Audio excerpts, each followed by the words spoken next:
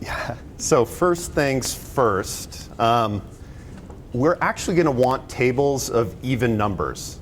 I know no one thought there'd be math on this test, but if that means that you stand up and sort of take your plate of food to another table, try to do that, because eventually we're going to want even numbers at the tables. And as you're finishing up and listening to me prattle on, please feel free to find just sort of this participant guide so you can take down any notes. We're going to be using that as well.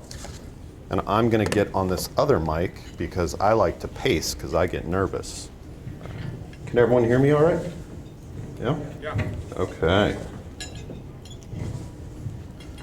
So my name's Matt Lewis, and that's the goofiest picture ever taken of me.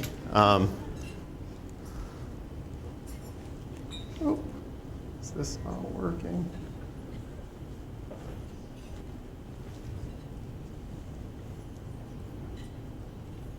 Perfect. So the power of storytelling. This is going to be a little different than probably some other keynotes because I'm going to stay away from that. I want this to be practical. So you're going to hear me talk, but I'm not going to belabor theory too much. In fact, we're going to spend as much time, a little less time, on an example, and then a lot of work at your table, and then bring it back together to debrief. It's a model of learning that's much more effective to think about these tools in real time and for the salience of the work that you do. So what brings me to this work? So like I said, the goofiest picture ever taken of me. This was a professional headshot, and they told me to like sit on my coat and lean forward and lean back and sideways smile, and my hair was perfectly coiffed. More embarrassing than that, I was doing some storytelling for a very large audience. It was about 1,000 people, and I was making fun of my picture, and then I realized that I was wearing the exact outfit, and I was like, I promise I have more than one outfit, and I made sure to not do that again. So what brings me to this work? Well, what brings me to this work currently is I serve as a senior strategic consultant on 2 national projects, the Third Conversation and a nonprofit called Primary Care Progress. Primary Care Progress works to sort of revitalize the people at the front line of care, from med students to the C-suite, by teaching adaptive leadership tools, and I'm their storytelling guy. The Third Conversation is actually new. In the last 2 years, some patient and family advocates who had been doing a lot of work in DC and some physicians got together and said, there's one conversation that's happening that patients are having, and there's one conversation that clinicians are having. What if we created a third conversation where people sit knee to knee, break bread, eat food, and for an evening, talk about how the system is not meeting the needs of either population? And there's a lot of storytelling involved in that. So do that work as well. Before that, and in academia, I finished a PhD at Emory University. The dissertation was titled "What We Talk About When We Talk About War," an ethnographic study of storytelling and the work of words. So I spent 4 years gathering life narratives of veterans returning from Iraq and Afghanistan, and then actually a year in Syracuse in a writing group for veteran and their family members. And what I was trying to tease out is, how do people make meaning, and how do people find kind of a flourishing community through story on the tail end of a big experience, right? In divinity language, we would say maybe a rupture or a disruption. And then how do we do that same work as a culture? How does the individual story sync up or not with "thank you for your service," or 22 suicides a day as it's discussed on Facebook, or the fact that we had American Sniper at the Academy Awards when the war is still happening? How are those things in relationship with one another? Before that, I did a Master's of Theological Studies at Harvard Divinity School. I studied religion and politics and stayed on to be a teaching fellow at the Carr Center for Human Rights. I worked specifically with one professor at the Kennedy School on leadership practices, which we're going to be talking about today. Before that, I was a super nerd at Georgetown University. I majored in religion, triple minored in philosophy, history, and English. But my unofficial major was running the half mile for the track team. So that's what brings me to this work. Now you know a little bit about me, but we're going to do theory, and it's going to be fast. We're going to move with a little bit of pace through theory. If you have any questions, please jot them down and bring them to sort of the Q&A and debrief at the end. We're going to look at an example, and it's going to be an example that's going to seem a little strange. Bono, that's right, Bono, at the National Prayer Breakfast in 2006. We're going to watch how Bono stood up and addressed that crowd as an example of this storytelling framework. We're going to quickly look at it, then it's going to be some time for you to reflect. There's going to be some prompts. You're going to have 5 minutes to jot down the prompts at your table and think about your own story, your way of doing this intentional narrative work. Then you're going to pair and share, and we're going to come back together. Make sense? Okay, so the background here is I want to talk about advocacy, change making. That's where this framework begins. And then through my own experience of this framework, moving more into the space of trauma and then the space of healthcare. I want to give you guys a little evidence-based support. We love our evidence-based support, right? It was my first learning when I consulted in healthcare. You better have your evidence-based support. But I also just want to end on the idea that stories are powerful, right?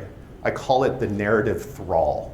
The reason we go back to the movie theater and spend $30 on popcorn and sit next to a stranger.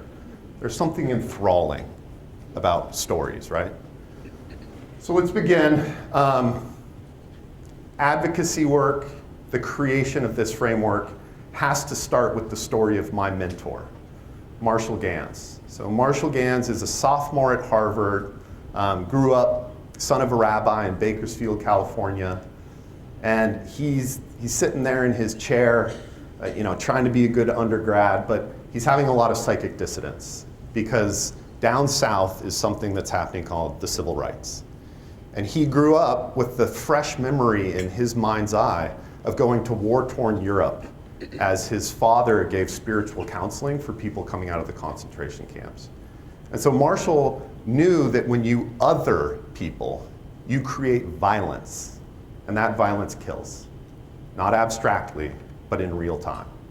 So he dropped out of school. He goes and he starts marching with Dr. King, and it turns out he has a knack for this organizing business. He has a lot of inroads, a lot of wins. Then he hears back in his home state, there's this guy, Cesar Chavez, who's saying farm workers deserve a certain amount of rights. They deserve agency. So he joins the farm workers movement. He spends 10 years with the farm workers, making a lot of inroads in California. Then he keeps moving, and he does a lot of union organizing, and he's 40, and then he gets in the mail an invitation to his college reunion. And he's like, that's funny, I dropped out.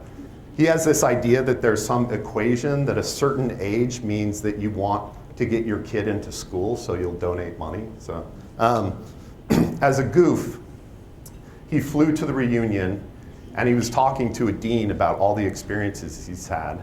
And the dean said, you really need to come back to school. They worked out, tuition had changed in the ensuing years, but they worked out some plan. He finished his undergrad degree and he got a PhD in sociology, And he wrote a dissertation called Why David Sometimes Wins. How does the little guy win, right?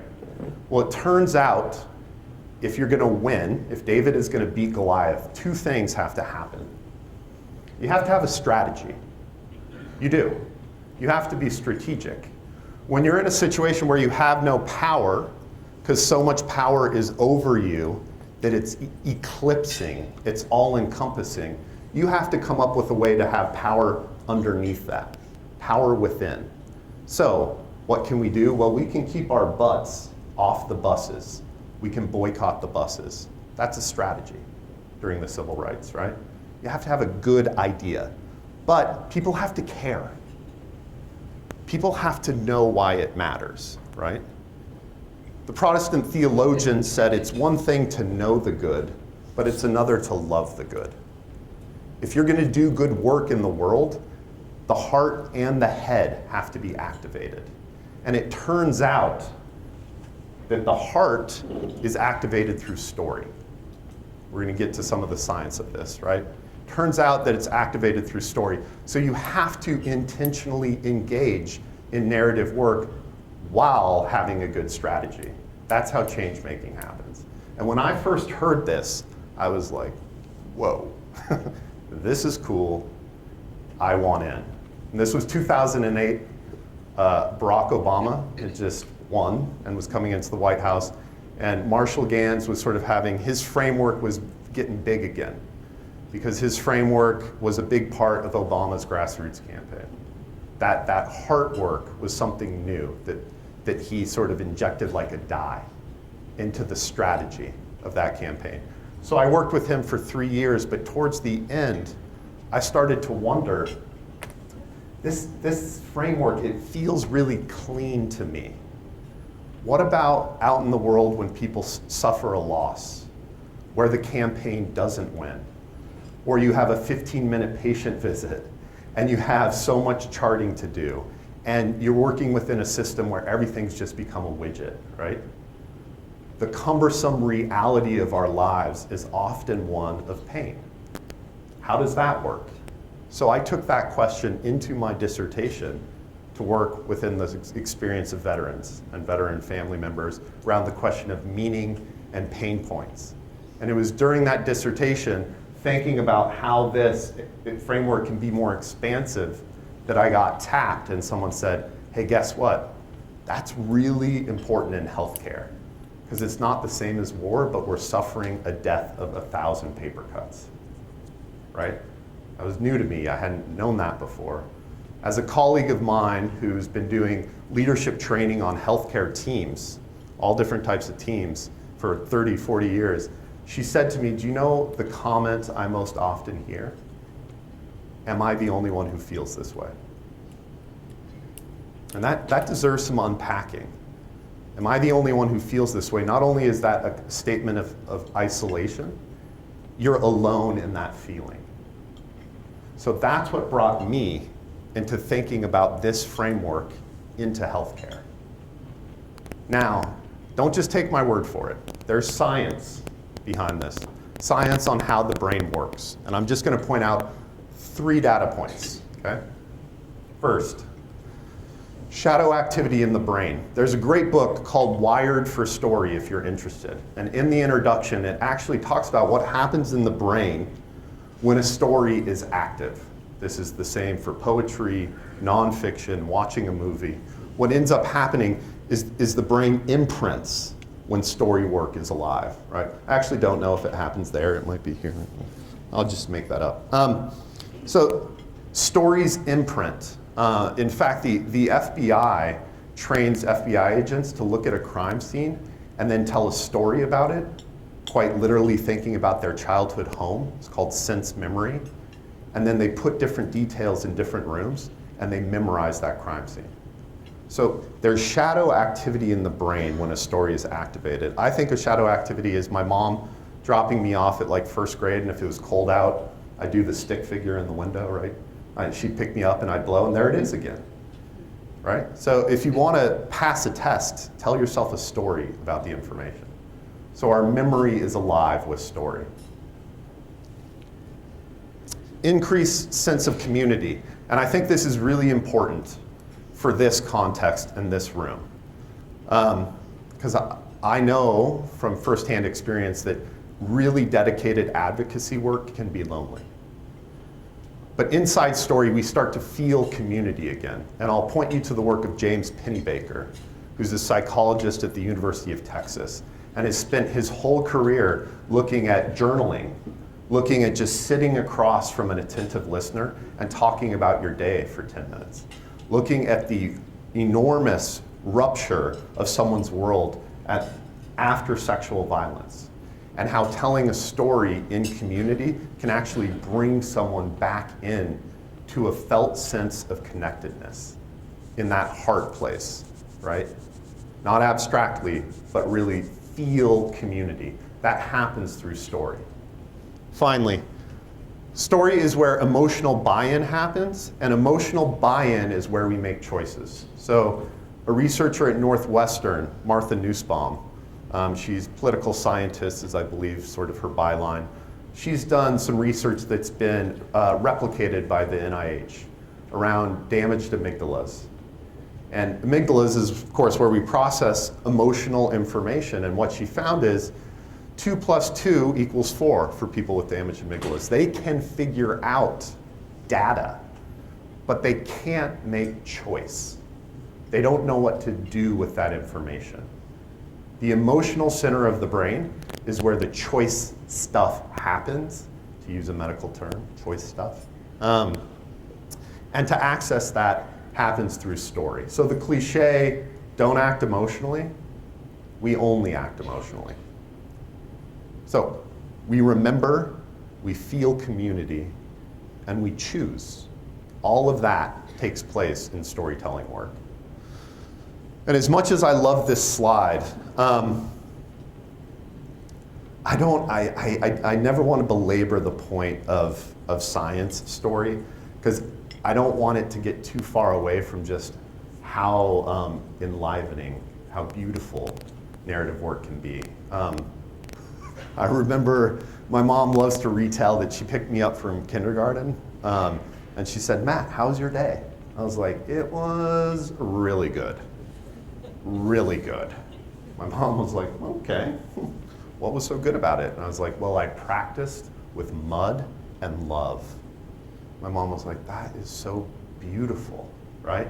And it's true. You look at kids and it's like, "How's your day?" "Well, there was a hawk and it came and it landed on the fence, and then we were in a sandbox. Then it was nap time, ants on a log for a snack," right?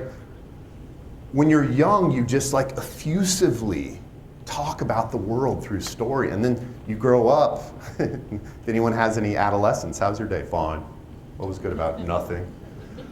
I don't think that it's adolescence just makes us kind of Debbie Downers, right? I think that we just sort of by default start going into the strategic mindset. We become strategy people, we become head people. We stray from that heart space. If you don't take my word for it on some small anecdotal evidence of kindergarten, I'll point to history, the Apollo 8 mission. The mission of Apollo 8 was to go around the moon, right? To just sort of scope the moon and get ready for the moon landing. Apollo 8 goes around the moon and loses connection with Houston. 500 million people are down on Earth waiting to hear. The astronauts come around the moon and they say, "Houston, we have a message." And the very first thing they did was read a passage from the Bible. And this is an introduction to a book called The Written Word, How Stories Structure History and Change Civilization. And the writer pointed out that these astronauts were not trained to be poets. In fact, they had no skill in it. But seeing Earth rise from that distance, the most natural inclination was to tell a story. The most human thing to do to message the moment was to tell a story from the biggest creation myth shared by mankind, right? They told a story. If you want a political example, when Jimmy Carter talked about the crisis of confidence, he sat down and told a story. When a young Barack Obama took the stage in '04 and got to introduce himself to the nation with all the ambition he had ahead of him, he told the story of his name. He didn't bring up Harvard Law Review. He said, "My name is Barack Obama because in America you can be named anything." He told a story of who he was and who we are as a people. Final example. I was in Syracuse, and someone who was very important in my work, a psychologist who was a Vietnam veteran himself and a writer.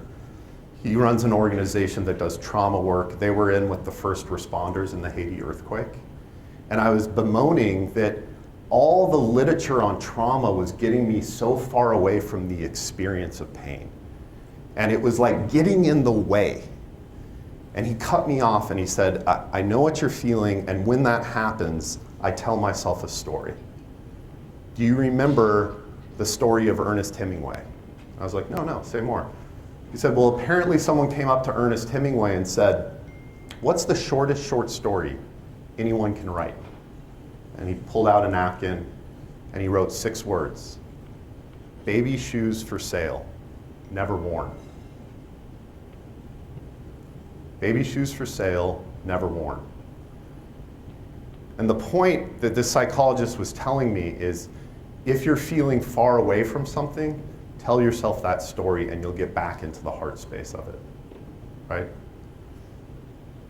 So, advocacy shows that this works. Science shows that it's real, but it's also just kind of who we are as humans. So what am I asking of you? This is the slide where when I bring it up for any of my teaching, like I do some executive education teaching at the Kennedy School, and I say, now the secret sauce is tell a story with a challenge choice outcome. And people go, what? That's it? Yeah, that's it. Tell a story with a protagonist, i.e. you, who's come across a challenge and makes a choice. Which, by the way, this little triplicate is the same in Star Wars, which is exactly the same as Joseph Campbell, the famous mythologist, talked about, which is exactly the same as Carl Jung, who created the notion of the archetypes, which built on Freud, better or worse, cocaine or no cocaine, was one of the first people who put people on a couch and said, tell me your story, and came up with the idea that a well-healed life is someone who can narrate their experience without stop or pause.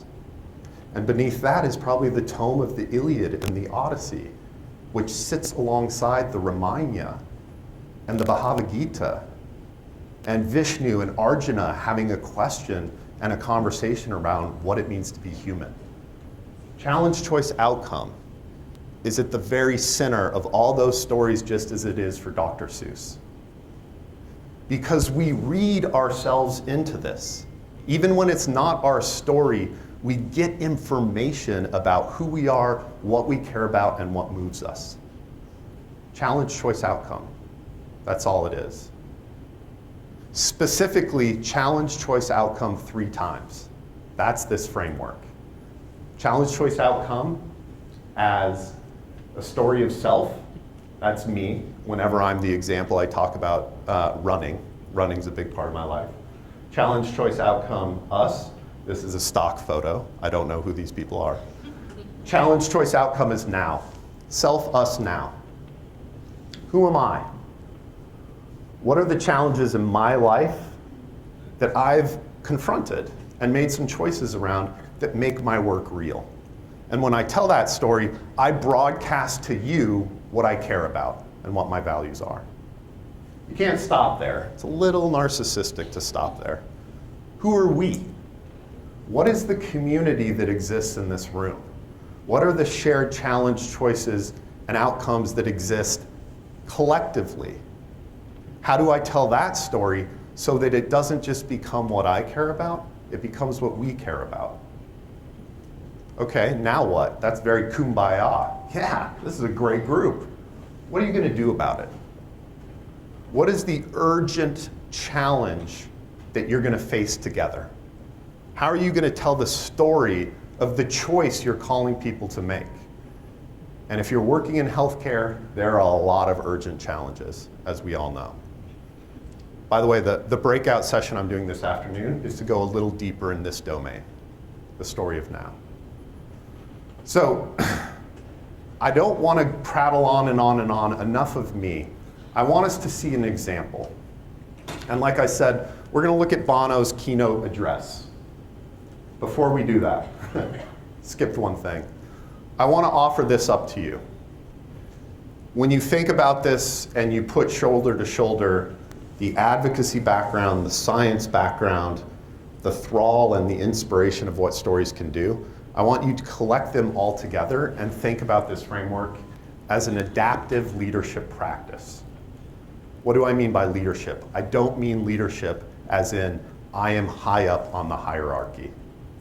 I don't mean leadership in terms of the way that it oftentimes is interpreted, kind of in America, as lone person on his or her horse riding into the battlefield for victory. I mean leadership in terms of accepting responsibility to enable others to find shared purpose in the face of uncertainty.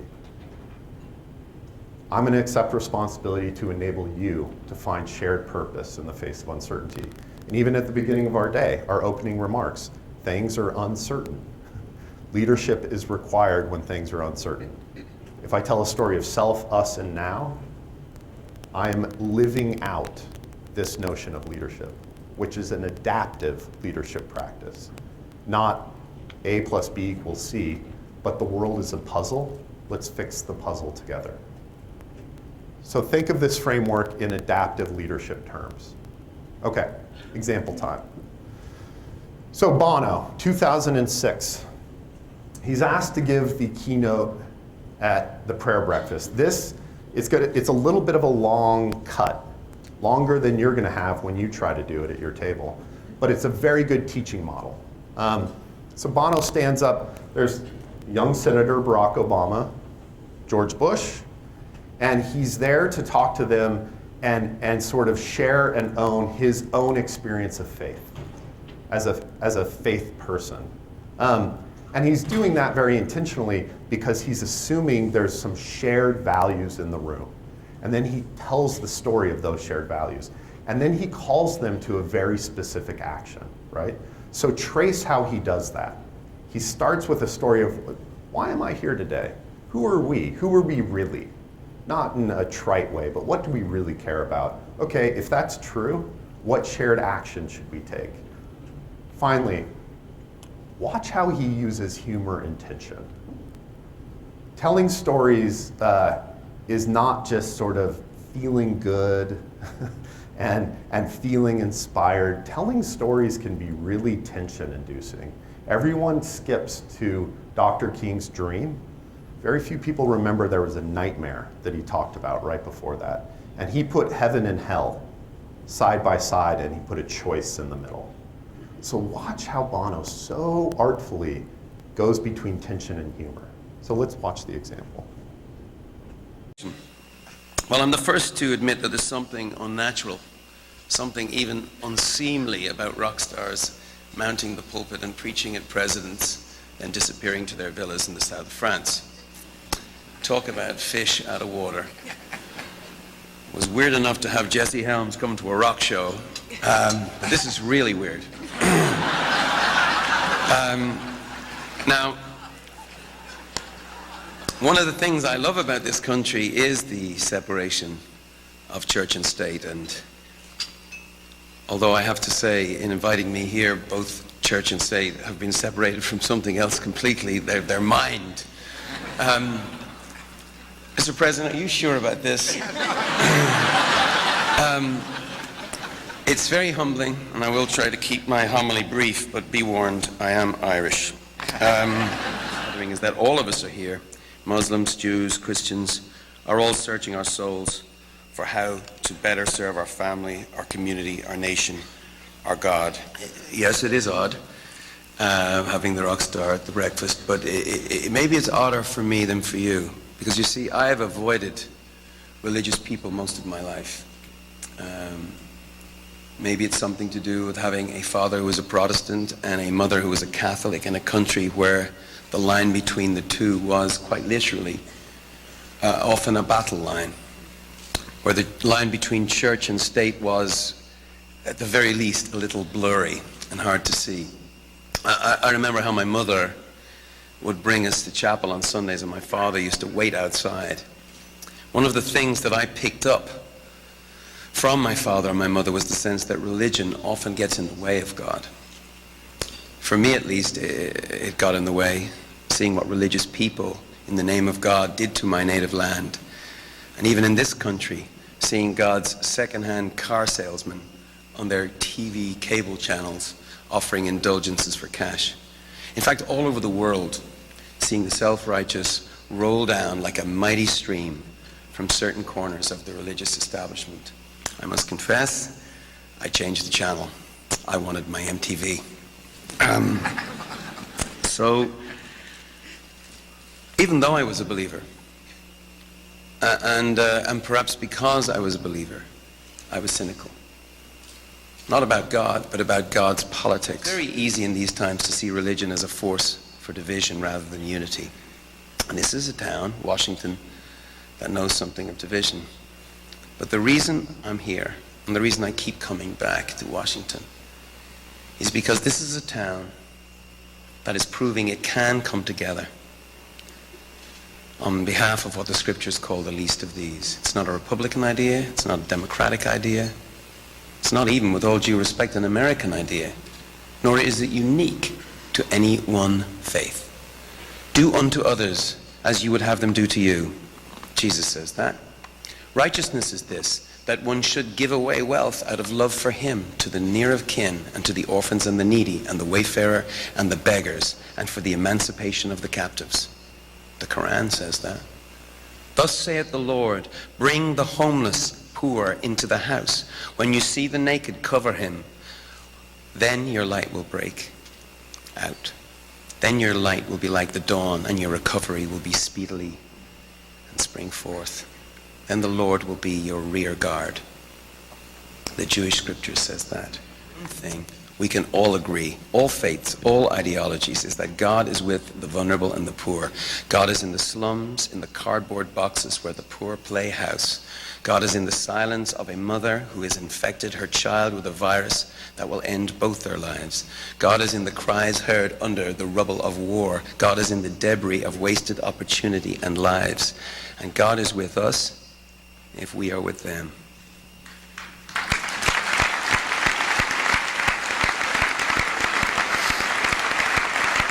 But America has not drawn the blinds and double-locked the doors. In fact, you have doubled aid to Africa. You have triple funding for the global health, And Mr. President, your emergency plan for AIDS relief and support of the Global Fund, you and Congress, has put 700,000 people onto life-saving antiretroviral drugs and provided 8 million bed nets to protect children from malaria. Thank you. But here's the bad news. There's so much more to do. There is a gigantic chasm between the scale of the emergency and the scale of the response. And finally, getting to higher levels, higher callings. This is not about charity in the end, is it? It's about justice. But justice and equality are mates, aren't they? Justice always wants to hang out with equality, and equality is a real pain in the ass. Seriously. I mean, you think of these Jewish sheep herders going to meet with the Pharaoh, mud on their shoes, and the Pharaoh goes, equal. And they say, yeah, that's what it says here in the book here. We're all made in the image of God, sir. Eventually the Pharaoh says, look, I can accept that. I mean, I can accept the Jews, but not the blacks. I mean, not the women, not the gays, not the Irish. No way. Africa makes a fool of our idea of justice. It makes a farce of our idea of equality. It mocks our pieties, it doubts our concern, and it questions our commitment. 6,500 Africans are still dying every day of a preventable, treatable disease. For lack of drugs, we can buy in any drugstore. This is not about charity. This is about justice and equality. Because there's no way we can look at what's happening in Africa and, if we're honest, conclude that deep down we would let it happen anywhere else. If we really accepted that Africans are equal to us. I say that humbled in the company of a man with an African father. Look what happened in Southeast Asia with the tsunami. 150,000 lives lost to the greatest misnomer of all misnomers, Mother Nature. Well, in Africa, 150,000 lives are lost every month. A tsunami every month. And it's a completely avoidable catastrophe. On we go in the pursuit of justice. We hear that call in the One campaign, a growing movement of more than 2 million Americans. 5 million by the next election, I can promise you. United in the belief that where you live should no longer determine whether you live. Let's get involved in what God is doing. God, as I say, is always with the poor. That's what God's doing, and that's what He's calling us to do.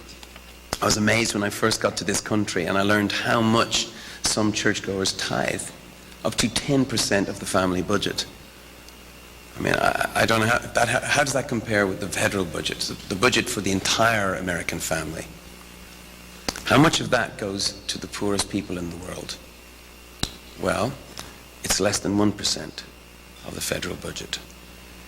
Mr. President, Congress, people of faith, people of America, I want to suggest to you today that you see the flow of effective foreign assistance as tithing, which to be truly meaningful will mean an additional 1% of the federal budget tithed to the poor.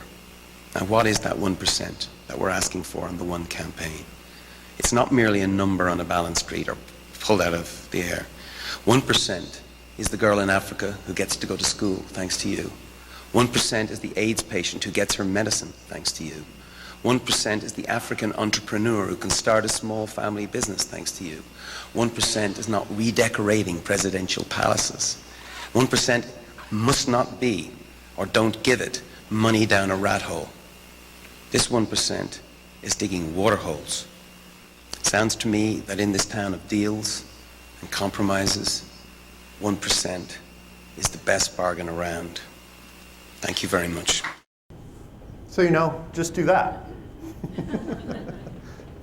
He trained in this framework, so he was working through his self-us now intentionally. What images stick in your mind? What images do you remember?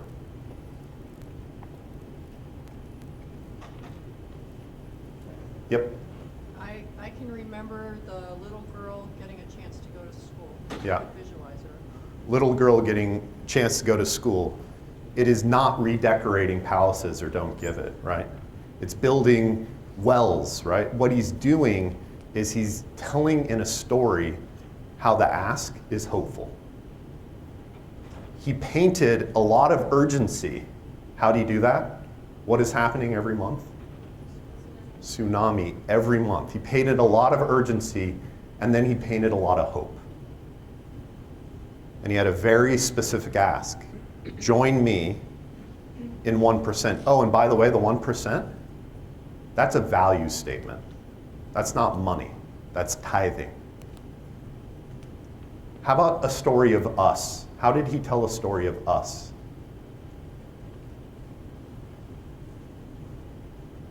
I'm a teacher. I'm good with silence. Yep. Comparing the different religions. Yeah, and naming across all the books, right? So he's like, we all work on this idea of equality and justice.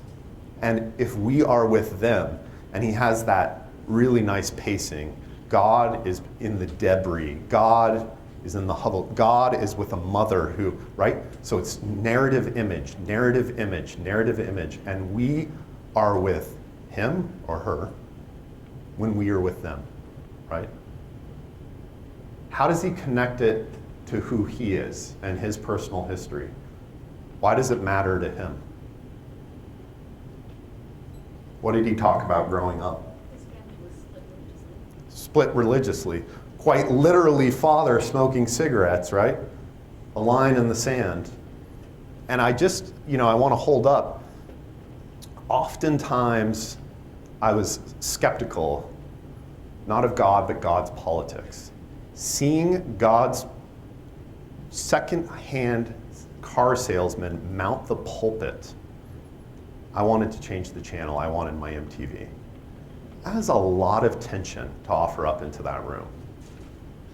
Because he's saying, if you are real about your values, and I'm going to tell you a story about them, if I am real to what I care about personally, my upbringing, my origin story, inside this work, we're going to do this thing together, right? So he's moving through a story of who I am, who we are, and then a story of what we can do, right? And like I said, that's an adaptive leadership practice that can happen in exam rooms, that can happen in boardrooms, that can happen when you engage community stakeholders, that can happen with funders. There's a lot of different ways you can use that tool. I want to point one other thing out, and then it's going to be your turn to try. So you had 2 introductions today, right? You had someone talking about his CV. And I went to Harvard, and I am credentialed, and this is my headshot, and my hair is coiffed, right? It's such a comfortable place to be, our CV. There's almost like a protective shield, saying all the things that we're credentialed in, our experiences, our subject matter expertise. It's very different to share a story. Now, I'm not saying that the square peg works in the round hole. You see how I did that? Yeah. If I went to a job interview at Goldman Sachs, and they said, why do you want your job? And I said, I want to tell you a story about equality and justice. They'd be like, that was weird, Bono, you don't have the job. This is not a tool for every situation, and I'm not suggesting that it is. But I guarantee you, you're missing out if it's not a tool that you try, or at least you have in your toolbox. Because it's a very different feeling. I use that word intentionally, a very different feeling. If you don't believe it's true, all of you were spaced out when I was reciting my CV until I said one sentence that was narrative. I unofficially majored in running the half mile. And then you guys gave me the gerbil affirmations. My favorite poet calls it a gerbil affirmation. Right? You guys responded. You woke up. You woke up with just a little bit of story. So I just want you to try this tool. And this is a short session, and you're going to have a short amount of time at your table, but you're just going to try it, and then I hope you think about it. I hope you think, take the worksheet, and then carry it with you into your work. So that's what we're going to do now. I'm going to be our timekeeper. So you get 5 whole minutes to follow along on the worksheet and just start to sketch a self, us, now story. We are not aiming for perfection. We are literally putting on our learner's mindset, right? First thing that happens when we try to ride a bike is we fall over. So we're just going to sketch for 5 minutes, draw pictures, write ideas, images that you think could really amplify the self, the us, the now. Then you're going to share with a partner. And if we have unequal numbers, I'm going to ask any of the people who were in the session yesterday to join and just listen, since we are on a time crunch. You're going to share with a partner, and then you're going to switch, and you're going to listen to your partner's story. Then we're going to come back together and try to capture some learning. So for 5 minutes, please focus on the worksheet, follow those prompts if they're helpful, and start thinking about your self, us, now narrative. So as you wrap up that thought, if you do not have someone to share with, can you just raise your hand, and anyone who is part of yesterday's longer storytelling session can maybe plug in? Does anyone not have someone to share with? I have a feeling there's people that are in that category but are happy not to share. That's not the point of the exercise. Okay, so I'm assuming everyone has a partner.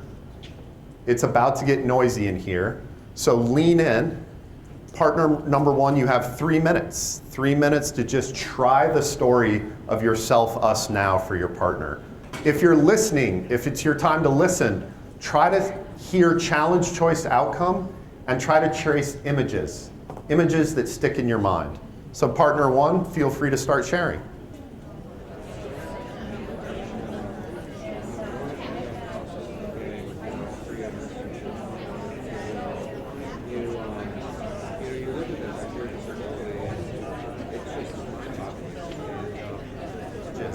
We always want to be inside the story as opposed to sort of gliding over the surface, right? The same way that Bono took us into those little narrative moments. Narrative moments, challenge, choice, outcome, self, us, now. So feedback for your storyteller. Pause the feedback, and by the way, the feedback's actually really important. You know, there's an old turn of phrase from the Jewish tradition: who discovered water? I don't know, but it wasn't the fish. We can never see what we're swimming in. So hearing other people's stories, it was about 4 or 5 years into this work that I really realized challenge, choice, outcome helping people into that space of what was the choice they made, giving them feedback about the images that came alive for me, that was sort of more powerful than my ability to get up front and tell my story. It's a listening practice as much as it is a speaking one. So think about your feedback just as intentionally. And with that, let's flip our storytellers. Second storyteller can go, and then we'll get some feedback. So whenever you're ready, 3 minutes.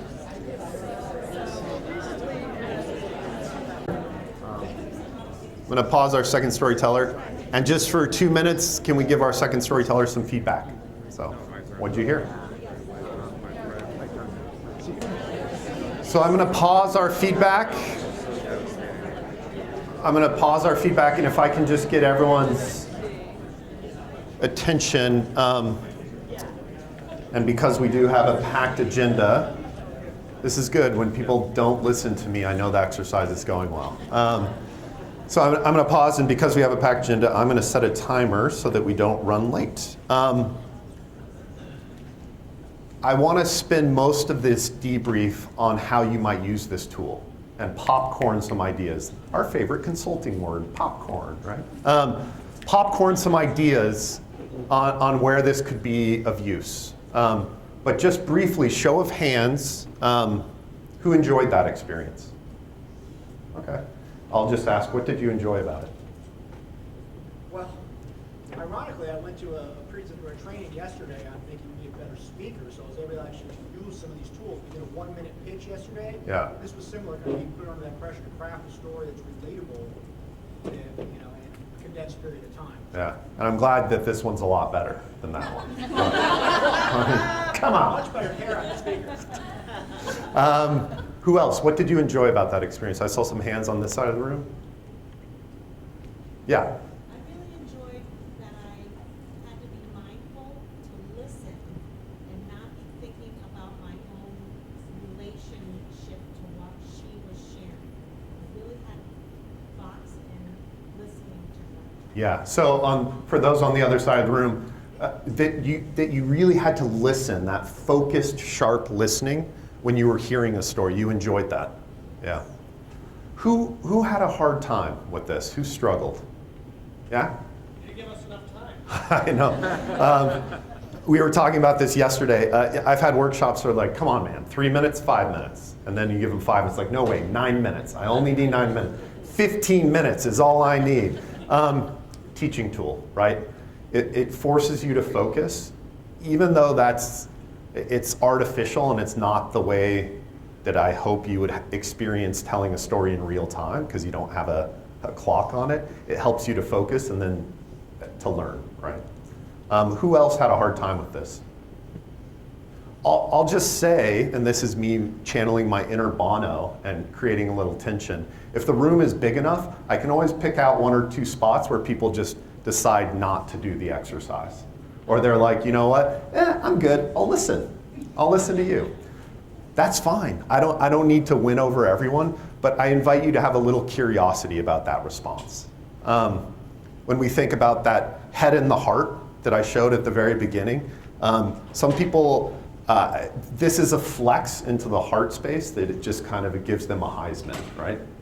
No way. Not for me. So I just invite you to have some curiosity about that. Let's talk about application and just sort of shout out as quick and as much as you want to share. How could this be of use in your work? Where might you find this helpful? Fundraising. Yes. Lobbying. So I'll say a colleague of mine, I've worked with her from med school. Now she's out of her residency, but she helped start a really thriving free clinic at the University of Colorado. And she had to get a lot of signatures and go through a lot of the hierarchy. And she got to the last big top head honcho that she needed the signature for. And we talked and we got ready for the meeting, and she came in and told a story. And then when she wanted to clip over into her data, he cut her off and he had his Jerry Maguire moment. You had me at hello. And signed, right? So fundraising, lobbying, where else? New employee orientation. Having someone new come onto your team, Or if your team is engaging with another team and sharing your story of self, people walk away from that and they go, I actually really feel like I'm on this team. I know him or her differently. Where else? Empathy. Empathy. Can you say a little bit more about that? Yeah, like connecting to the interpersonal connection. Yeah, interpersonal connection. I think, and I fully support it, but as we talk about professional burnout and we talk about wellness programs, we talk about joy in practice, although I've been part of some focus groups in North Carolina where we learned how patients feel about that term, joy in practice. They don't care for it very much. Jump to the end of the line. But all of this is circling empathy and compassion and intrapersonal self-care and interpersonal self-care on teams. Empathy is huge. And empathy is accessed through stories. Where else? Teenagers. I like it. Management retreats? Great. Actually, was just reading. I have my radar open for this all the time. And just this morning, I was reading on my ESPN app. For any football fans, Ben Roethlisberger, Steelers quarterback, has been getting a little hard kick on not being a great leader. So actually, going into this season, he invited all the position players, have no idea how that would be defined, and they signed an agreement of confidentiality, and they stayed up sort of through the night, and they told each other their stories. They told each other their origin stories of what brought them to football, right? Again, an adaptive leadership tool that can be used in a lot of different ways. One or two other thoughts, sure. Conflict resolution. We did a storytelling session at the Kennedy School with negotiators that came in to Boston from the table that is Israel and the table that is Palestine. And my mentor said, this is how we're going to do that. We're going to spend the afternoon telling stories of self. That's it. Not the intractable problem of now, not an artificial sense of community. We're just going to live in stories of self, and we're going to be amazed what people might find if they didn't see otherwise. Conflict resolution, right? Where else? One other thought. Empowering clients. Sorry? Empowering clients. Empowering clients, absolutely. We were talking earlier about how to do trauma-informed care and the ways in which that is both sharing a story appropriately and eliciting a story and listening. Any final thoughts? Application. Patient advocacy, yeah.